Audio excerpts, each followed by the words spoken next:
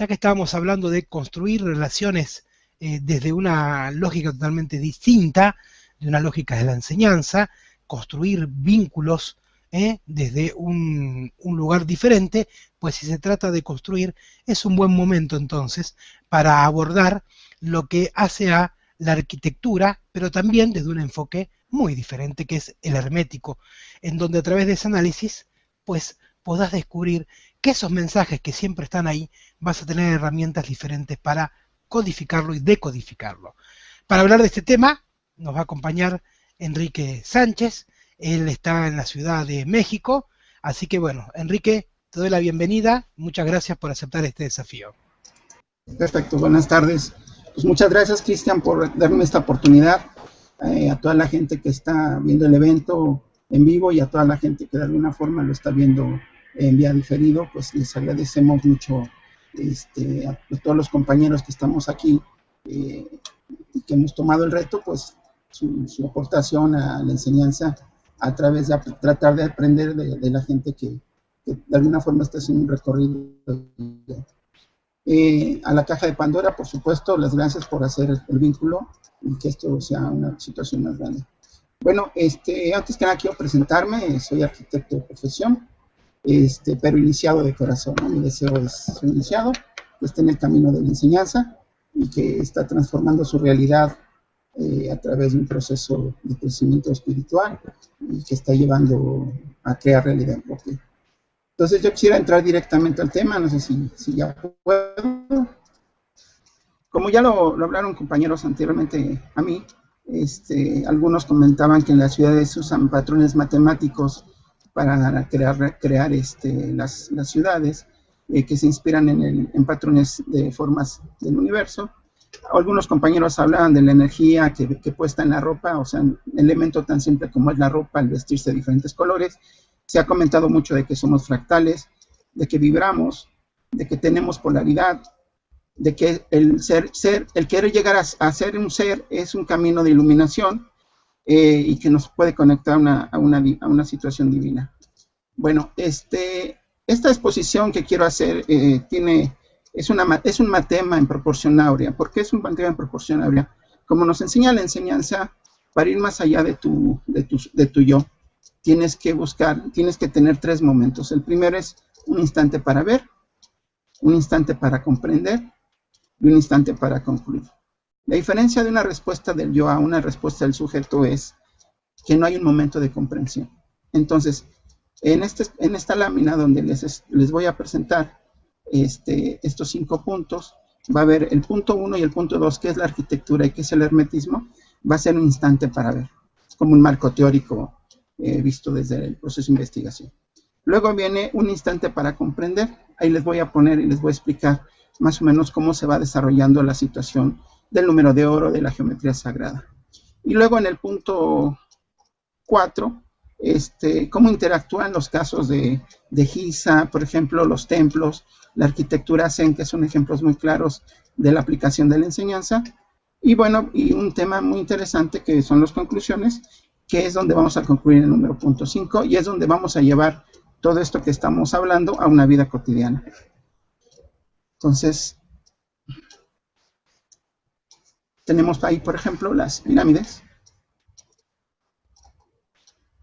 Estas pirámides, si ustedes las ven, tienen un elemento que de alguna forma la gente lo puede o no sentir, pero a pesar de que es un elemento que está fuera de contexto, es una arquitectura que hizo un arquitecto japonés, se llama Pei. Esa situación nos puso enfrente de un edificio, cosa más rara, pero la pirámide no guarda una proporción tan exacta que no afecta el contexto de la arquitectura, además de que tiene un espejo de agua como han estado hablando ciertos expositores, pues las pirámides no solamente es arriba y no solamente es abajo, o sea, ahí empezamos a hablar de leyes universales, ¿no? Lo que es arriba es abajo. Tenemos en el lado izquierdo, tenemos esto que se llama sección áurea. Esa sección áurea es una sección matemática. Tenemos el número phi, que es este número, y tenemos un número que es 1.618. Ese le llaman la proporción divina. Entonces, por otro lado tenemos la pirámide, que no son 4 lados básicamente, sino 8, pero solamente se ven en ciertas situaciones del año. Aquí hay un mensaje que quiero que quede claro antes de seguir adelante. Hay leyes naturales que gobiernan este universo e influyen sobre cada persona del planeta. Cuando las entendemos y cooperamos con ellas, podemos convertirnos en maestros de nuestras propias vidas. Ese es un camino de enseñanza. En la arquitectura, bueno, vamos a hablar de arquitectura. En la arquitectura hay órdenes básicos. Por ejemplo, tenemos las figuras primarias, que es el círculo, que es el triángulo, que es el cuadrado. A partir de eso tenemos elementos como ritmo, composición, base. Y bueno, sabiendo estos tres elementos, pues básicamente ya uno puede ser arquitecto, ¿no? Entonces, cuando uno comprende que esto es el origen de todas las cosas, pues nos permite ir desarrollando todo lo demás. La arquitectura tiene símbolos, tiene geometría, tiene un lenguaje que muchas veces no está a la mano de la gente. Por ejemplo, hay obras donde tenemos mensajes muy claros, como es un espacio de apertura, es un espacio cerrado. Ese lenguaje se maneja mucho en la arquitectura. Y esos tipos de lenguajes son muchas veces ocultos, pero la gente lo entiende. La arquitectura, si bien a veces no se entiende su significado, sí lo percibe el ser humano. Pero nosotros, para diseñar un proyecto, tenemos que identificar, tenemos que interpretar lo que el cliente quiere y tenemos que traducir su lenguaje. Esto muchas veces empleamos un simbolismo, y ese simbolismo nos lleva a generar un proyecto de ciertas formas. Hablamos de hermetismo, bueno, tenemos que irnos a relacionar el ocultismo, que es una doctrina filosófica y esotérica que se le atribuye a Hermes Trismegisto. Hermes, también llamado el dios Thoth, es el responsable del conocimiento. Hermes significa 3 veces grande, que en algunas culturas es 3 veces mago, guerrero y mercader, y sobre todo en la parte del hermetismo. Hermes manejaba principios de conocimiento, por ejemplo, el principio del mentalismo, que ya lo han estado tocando algunos compañeros, el principio de la correspondencia, el principio de la vibración. Ese es importante que se les quede grabado. El principio de la polaridad, el principio del ritmo, junto con correspondencia, es importante que lo tomemos. El de la causa y efecto, eso creo que es de lo más comunes y lo más entendible, y un principio de generación. También se habla de que hay una tabla que se llama la tabla esmeralda, que es un complemento de lo que es los principios del Kybalión. Y bueno, por ejemplo, dice Hermes: separarás la tierra del fuego, lo sutil de lo grosero, suavemente con mucho ingenio asciendes de la tierra al cielo, y de nuevo desciendes a la tierra y recibes la fuerza de las cosas superiores e inferiores. Aquí nos están hablando de lo que es arriba es abajo, y eso es algo muy importante, porque mucha de la arquitectura que se ha realizado en la antigüedad tiene que ver con claves que tienen que ver con el universo. Gabriel Silva, por ejemplo, desarrolló lo que es la tabla esmeralda, y bueno, aquí tenemos una tabla donde desarrolla los principios del Kybalión y otros principios de todo esto. Aquí podemos poner, por ejemplo, Kybalión dice: la energía vital que medía entre el hombre y Dios, y tiene que ser guardada y protegida. Pero aquí hay algo interesante, la palabra aquí también significa energía. Entonces estamos empezando a hablar de situaciones que van más allá de las palabras. En sí estamos hablando de manejo de energías. ¿Cómo se relaciona el conocimiento hermético con la arquitectura? Para comprender eso tenemos que buscar un común denominador, que es la geometría y las matemáticas. Eso nos permitirá comprenderlo mejor. Por ejemplo, en algunos símbolos tienen que ver con figuras geométricas. Por ejemplo, el sol es un círculo, el fuego es un triángulo, el prana es un decaedro, bueno, el agua, la tierra, y bueno, todas las figuras. Estas son las figuras básicas, pero podemos encontrar figuras que se desarrollan, y por eso hay un desarrollo que se llama geometría sagrada. Las matemáticas y la belleza. Para Pitágoras fue el primero en sostener que los números son el principio de todas las cosas existentes. Pitágoras concibió una forma de ver el universo estético y de matemáticas.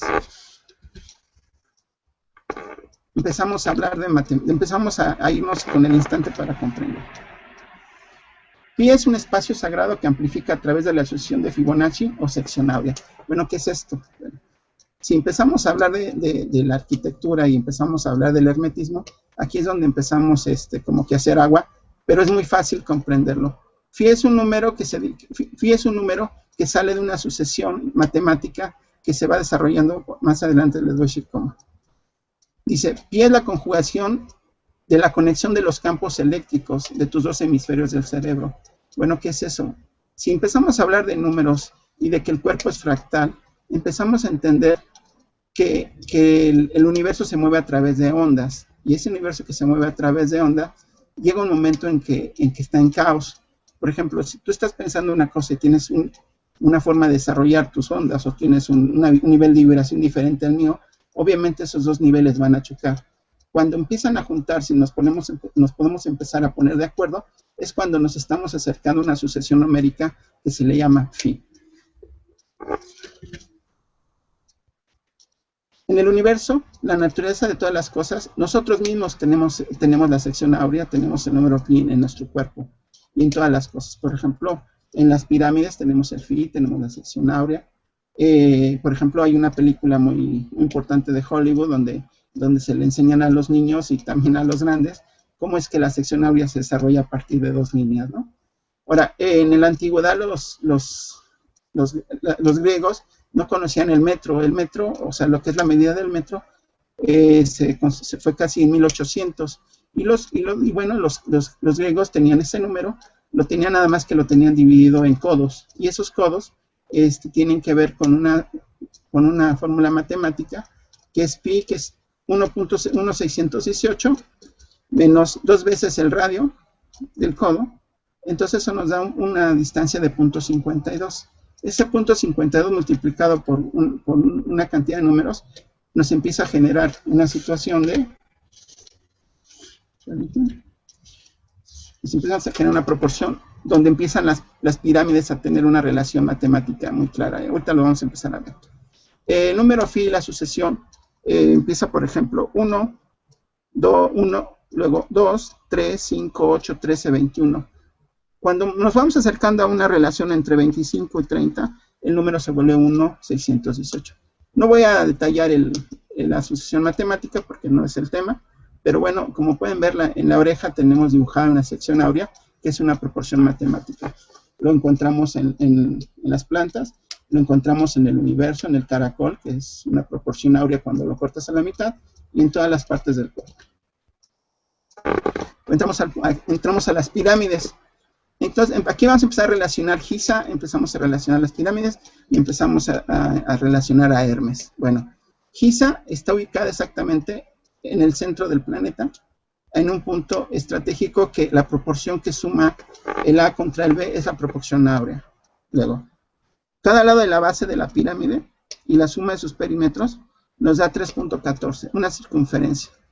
Entonces, ahí empezamos a decir, bueno, aquí hay algo interesante en cuestión numérica.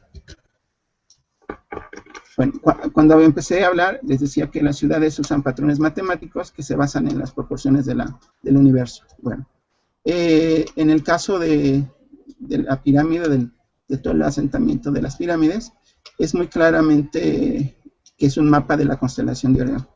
Giza es un reloj astrológico con una manecilla al reloj que lo determina la esfinge es como el marcador, y que da vuelta alrededor de cada 26,000 años. Por lo tanto, la pirámide es un elemento sagrado y hermético de enseñanza. Aquí nos preguntamos cuál era el propósito o para qué nos están dejando un mensaje. Bueno, la exactitud matemática y sus significados herméticos nos llevan a una conexión directa a un mundo de dioses. Por ejemplo, los esenios eran templarios. Cuando decimos que esto lo hicieron los egipcios, bueno, tenemos que ir más atrás.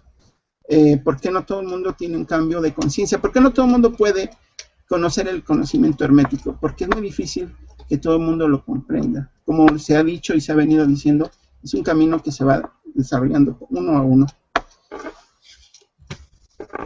Aquí, por ejemplo, volvemos a las matemáticas. Si ven la proporción y la exactitud que tienen las pirámides respecto a los símbolos geométricos básicos, es impresionante.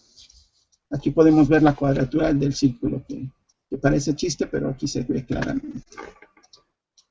Por ejemplo, la división del área de las caras de la pirámide, la área, dividida entre la base de la pirámide y la parte de abajo, la división nos da 1.618, el número áureo, ¿sí? ¿Con qué se hacían las pirámides? Bueno, que no es el caso, pero era con estos elementos, y que aquí empezaríamos a decir, ¿a poco toda esa exactitud se hizo con esos dos elementos, ¿no? Pero bueno, eso queda ahí como un incógnito. Aquí tenemos, por ejemplo, que las pirámides tenían una relación clarísima con la orientación norte-sur, este-oeste, y entonces eso nos permite que tengamos orientadas las pirámides. Por ejemplo, el número ario es una constante del universo, vuelvo a lo mismo. Por ejemplo, en donde está la mano de la foto, si esa mano la giran hacia arriba, el diámetro de la base respecto a la altura de la pirámide es exactamente la misma. La proporción área también se manifiesta en las cámaras, y entonces, pero bueno, en una forma cuadrada. Como pueden ver, la sección área se puede manifestar en cualquier forma del cuerpo o de cualquier forma que se haga en el universo. Aquí, por ejemplo, podemos ver cómo las pirámides empiezan a tener un significado astrológico también, cómo se marca la relación y cómo claramente se ve que esas tres pirámides es el cinturón de Orión. Aquí ya vamos a otro punto. La arquitectura, cuando es una arquitectura valiosa, se encuentra en la base del proyecto respecto a las fachadas, más o menos traen la misma proporción. Aquí, por ejemplo, en la fachada, es la fachada de Notre Dame, lo que tenemos es la sección áurea claramente aplicada, y esa sección áurea nos manifiesta un desarrollo astrológico, y esa fachada nos muestra los equinoccios que se tienen cada cierto tiempo. Lo mismo pasa en las pirámides de Gizeh. Bueno, ahí podemos empezar a entrar al campo de la especulación, cuánto se tardaba en hacerla, pero ese es un tema diferente. En ese mismo tenor de la exactitud, de la precisión con la que se manejaba, tenemos la estatua de los gigantes de Luxor, que si ustedes ven los dibujos, lo amarillo, se van a dar cuenta que la exactitud y la simetría es espectacular, y solamente se pudo haber hecho con máquinas que hoy no tenemos con exactitud para poder hacer esa simetría exacta. Bueno, aquí empezamos a llegar al tema de la sección áurea aplicada en la actualidad. Si tenemos el pentágono, ahí tenemos una estrella, que todo el mundo sabe el significado. La proporción de la ONU también tiene muy clara definida la sección áurea. La mano tiene la sección áurea. Esta es la iglesia que les presenté. El Partenón, ahí si ustedes empiezan a ver el desarrollo, en esta se empieza a ver cómo va corriendo la sección áurea a través de esto, o sea, el arco áureo. Bueno, tenemos la proporción de la gente. La gente tiene prácticamente la proporción áurea en todo el cuerpo. Levantas la mano respecto a la altura de la mano en forma lateral, y bueno, ahí tienes la sección áurea. En tu cuerpo tienes la sección áurea. Bueno, habrá gente que no es perfecta, pero también tendrá la sección áurea en sus proporciones exactas. Y bueno, la ópera prima de la sección áurea en la antigüedad, bueno, pues es el hombre de Vitruvio, que hizo Leonardo da Vinci, donde nos muestra todas las proporciones debidas. También en la masonería, que es una de las escuelas herméticas que han guardado este conocimiento, pues se pueden ver el desarrollo hermético, el desarrollo de los ejes de composición. En la superficie del piso tenemos cuadrículas blancas, cuadrículas negras. Para los que pueden escuchar, escuchan; los que no entenderán. Y bueno, después tenemos que la sección áurea se utiliza en todo. Tenemos que hasta en la página de Facebook, donde inicias tu recorrido para poner tu nombre, tienes claramente la sección áurea, y eso te puede decir que hay un significado hermético en muchas de las cosas que hacemos. Bueno, ahora vamos a entrar a los casos prácticos. ¿Sí? Estos casos prácticos es, por ejemplo, ir a las iglesias, los templos. En los templos hay dos tipos de templos. Hay unos templos de vida que hablan de Eros.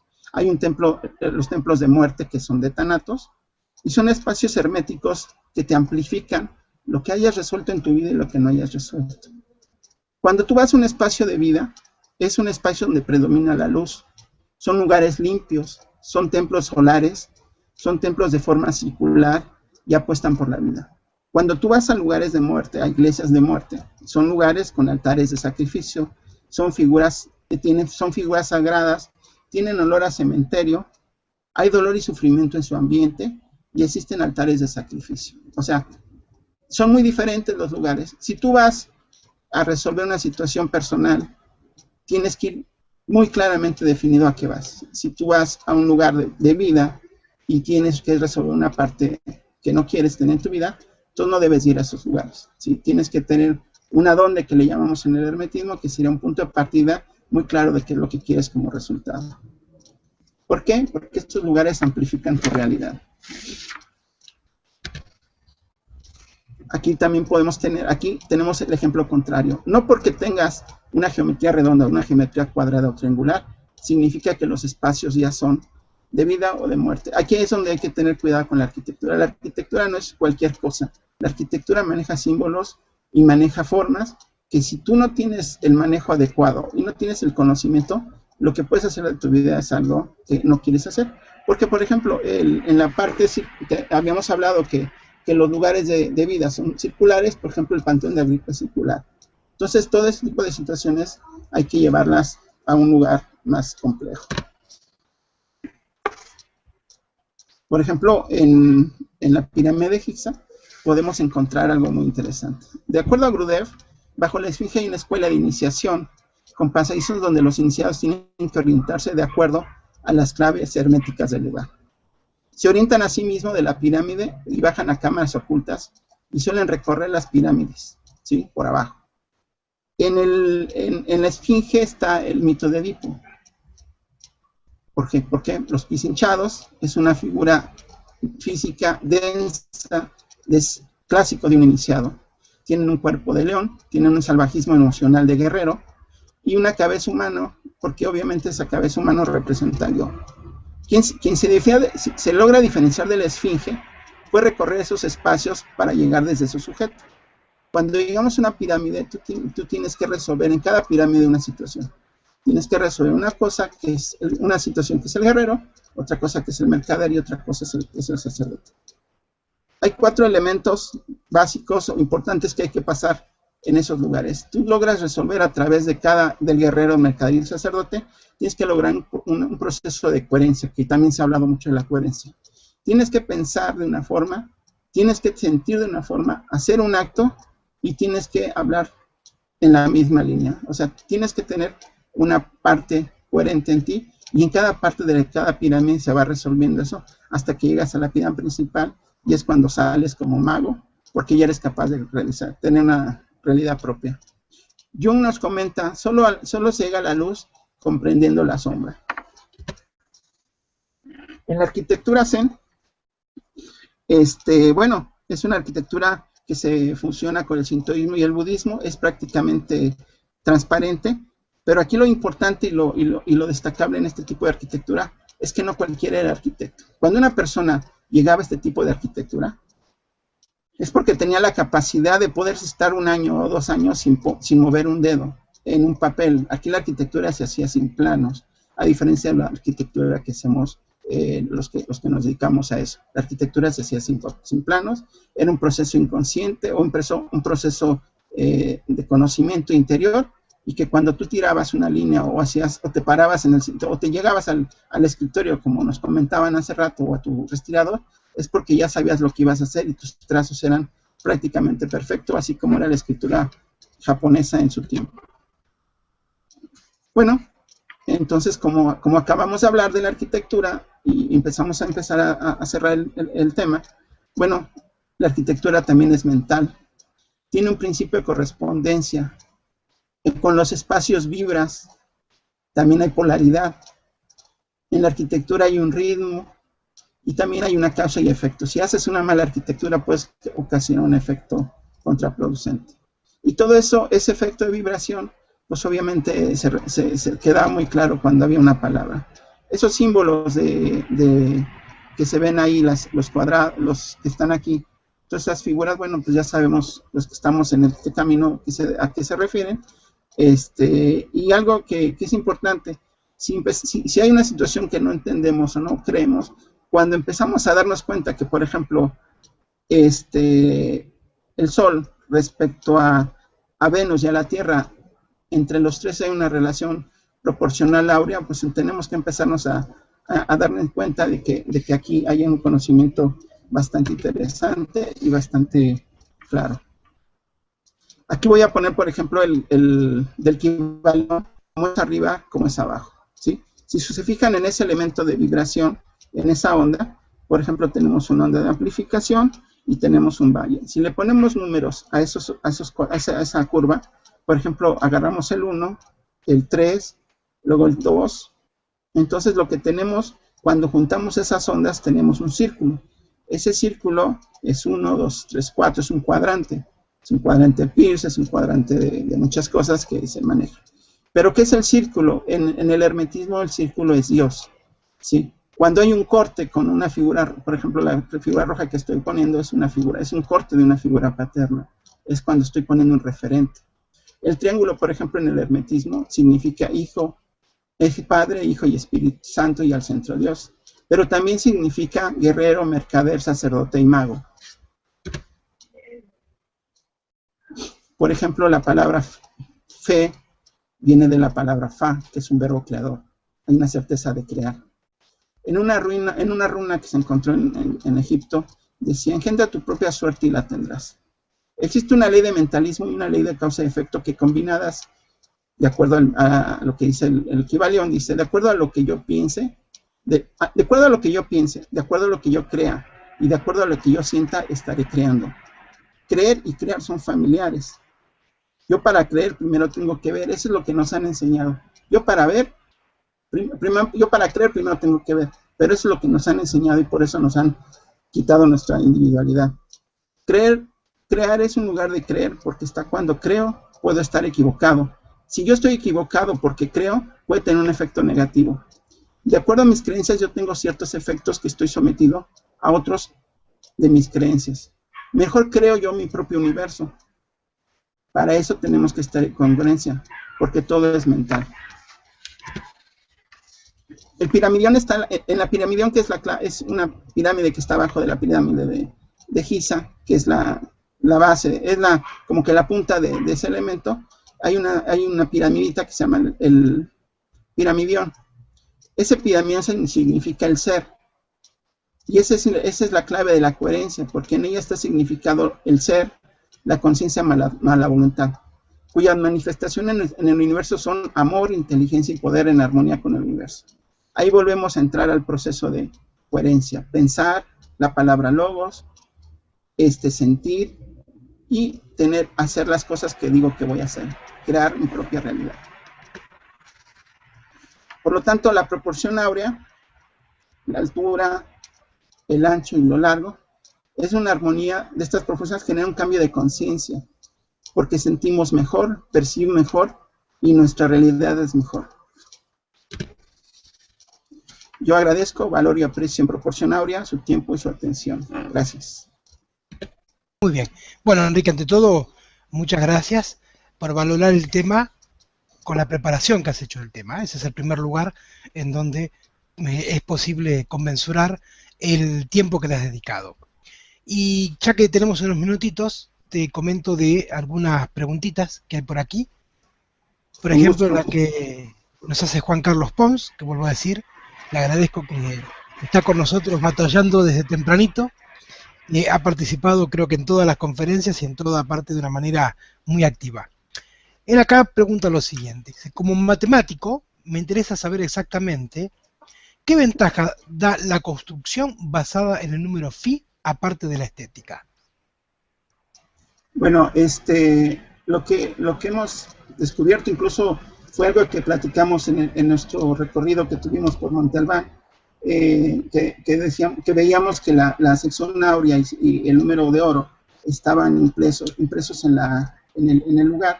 Es que cuando tú estabas en la parte de abajo de la pirámide donde estaba el foro, había una resonancia de un lugar al otro y estabas hablando casi de 40 metros con una altura de 25 metros. Quiere decir que la resonancia que genera la estética, por decirlo de una forma, nos permite generar un proceso de vibración, y ese proceso de vibración es el que nos permite de alguna forma tener una congruencia. Recordemos que nuestra realidad la generamos a través de la palabra, y si nuestra palabra está en un proceso de coherencia y tenemos un modo de amplificarlo en un cierto lugar, bueno, pues eso nos permite generar situaciones diferentes. Bien, hablábamos de valorización, pues obviamente no soy el único que lo nota.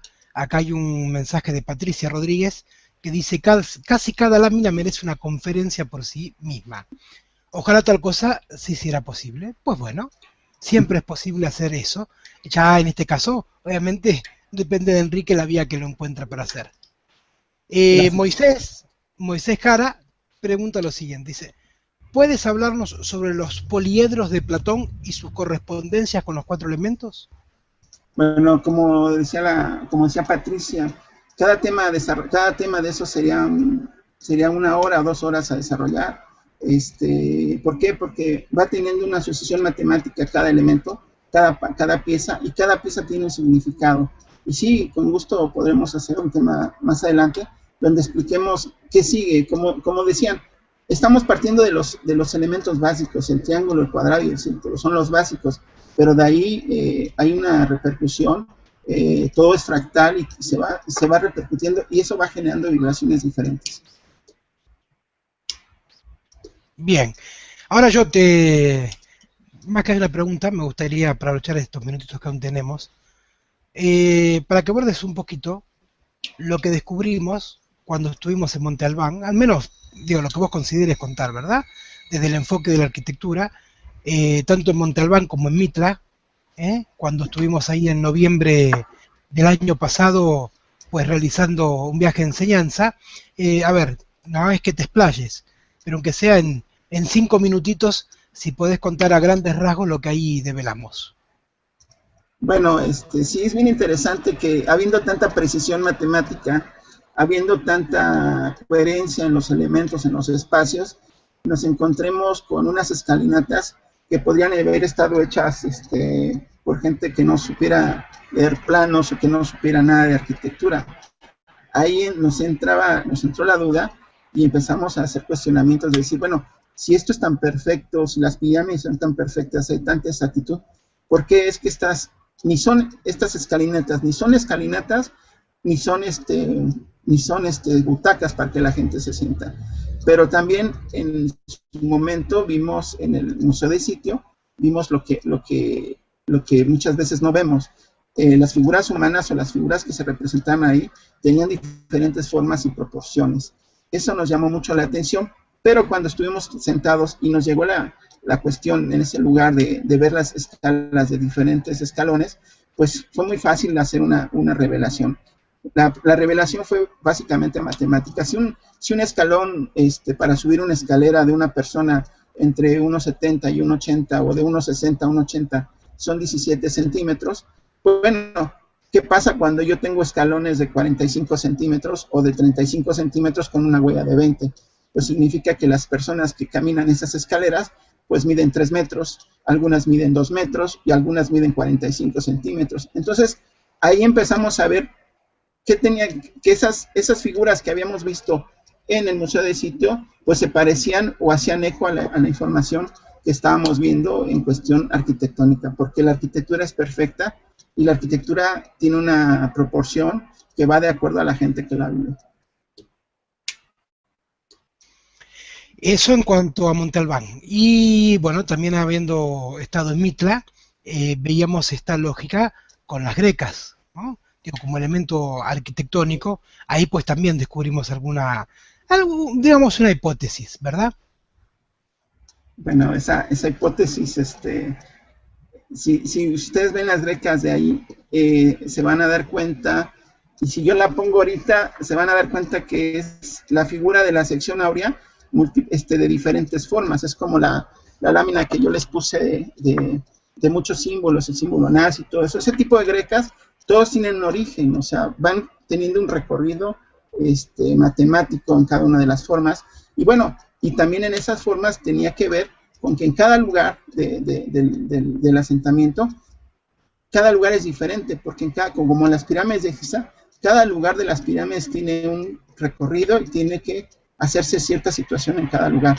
Como iniciados, no todos los lugares son iguales. Hay lugares donde vas a los inicios, hay lugares donde ya llevas un recorrido, y hay lugares que tienen ciertas condiciones y que las tienes que recorrer. Y en cada uno había esas señales que tienes que ir recorriendo y las tienes que ir entendiendo.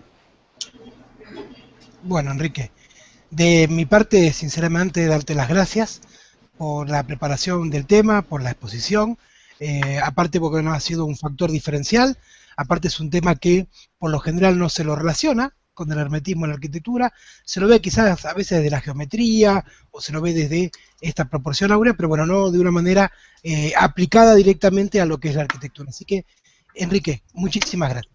Muchas gracias, Cristian, y muchas gracias a todos por su atención. Muy amable. Que tengas muy buenas noches.